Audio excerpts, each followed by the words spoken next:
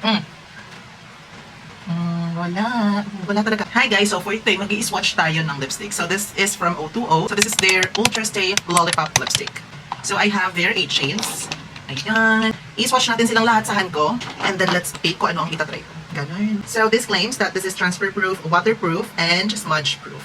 So swatch natin dito sa hand. Ayan. Ayan siya.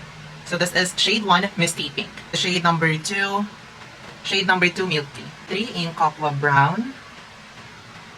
Ayan. So, shade number 4, Pumpkin Brown. Shade number 5, Apple Red. Shade number 6 is Wild Berry. Shade number 7, Pink Rose. Ayan. Purple Grapes. Parang ganda nitong Purple Grapes. Parang ito yung gusto kong itry. So, ayan. Itatry natin itong Purple Grapes sa ating lips.